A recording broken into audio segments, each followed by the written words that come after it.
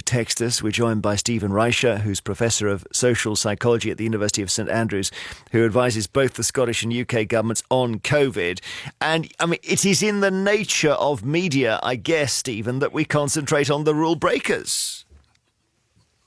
If it bleeds, it leads. The old saying, which is very well known. And I understand that the media, one of the things you have to have is listeners and readers. And you want things that are engaging and you want things that are interesting. And in many ways, a story of violations will be more interesting. But I think we can be creative, and I think we can tell stories of compliance, because a lot of the compliance has been quite heroic. The story that always sticks in my mind, it was the same day as Dominic Cummings gave his press briefing. And if you remember, I mean, the argument there was, things were difficult for him, so it was understandable that you break the rules. And that evening on the news, there was a 10-year-old girl. Her parent was a single mother and had COVID, so couldn't look after the child. So the 10-year-old was looking after the 7-year-old. They were so poor that they were feeding each other with watered-down baked beans, but still they were complying because it was the right thing to do. And I think what we've seen throughout this pandemic has been quite heroic compliance. In fact, early on, there was a very interesting study which showed that well over 90% of people were complying with the first lockdown. Of those, about half of them were suffering. Half of the people were finding it hard, but they were still keeping going. And the implication for that, for me, is, number one, that's the reality of the British population. That's what people have been doing. And secondly, when you hear those stories and you hear how heartbreaking they are, what we all think is, how can we help and can we support people to comply?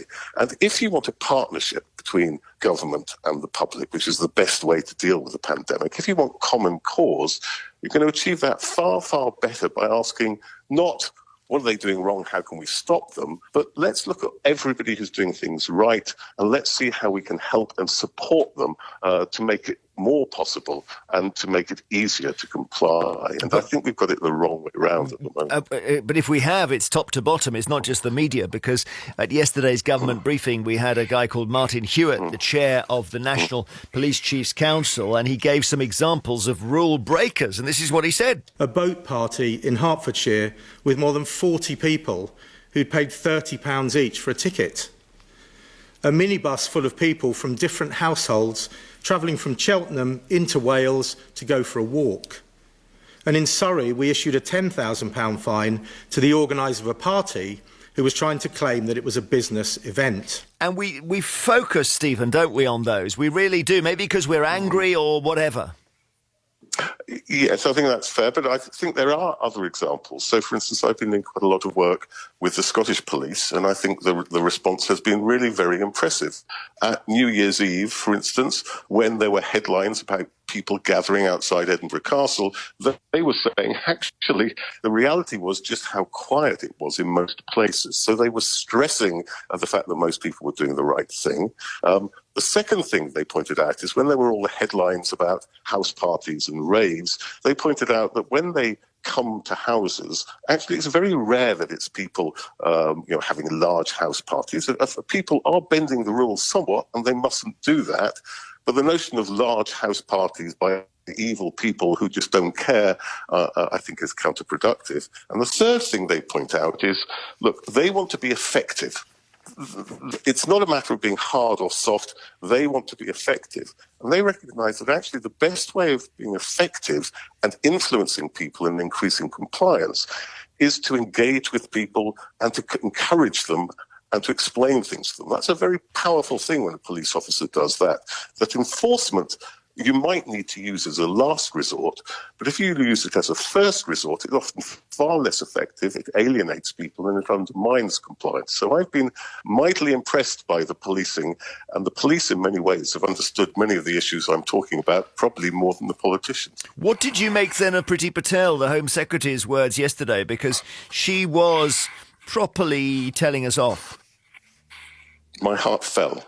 I thought if you wanted to design precisely the wrong way to go about things, it's what she did.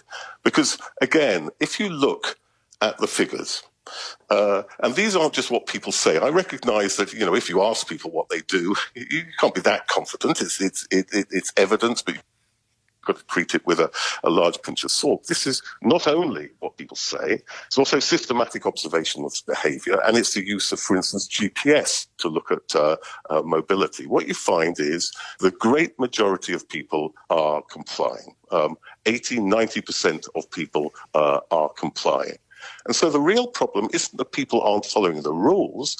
The problem is that actually we might have the wrong rules. Not that people are flexing the rules are too flexible. And again, we've seen this before. We saw it in the autumn when there began to be all the talk about house parties and raves, and people were being told off for going out and going to the pub, and people going to work and so on. The problem was that the Prime Minister had said to people it was their patriotic duty to go to the pub, and had told people they might lose their jobs if they didn't go to work. So the problem wasn't that people were breaking the rules, it was the rules were enabling people to do things which allowed the virus to spread. And I think that's very much the case at the moment. The problem we have right now, and you said it at the top, and you were completely right, that the problem is that we can have people going in and out of our houses as cleaners or as tradespeople, that many people who want to stay at home, it's not that they want to go out, they want to stay at home, but if they try to stay at home, they might lose their jobs, or if they're self-employed, that they might not get any money. So again, we need to support people to do the right thing. And if the government did its bit in supporting us, I think it's in a far stronger position to ask us to take our own responsibilities seriously, which we must do. Of course we must do. But it's far more effective in a partnership where you treat the public as adult and you treat the problem of the public as part of the solution. You don't treat them as a problem. You don't wag your finger at them. It's not only that it's wrong and misunderstands the problem, it's that it's counterproductive. It achieves precisely the opposite of what we are trying to achieve. Thank you very much. Thank you, Stephen Reicher, Professor of Social Psychology at the University of St Andrews, who advises both the Scottish and UK governments on COVID, saying we've got to stop focusing on the rule breakers.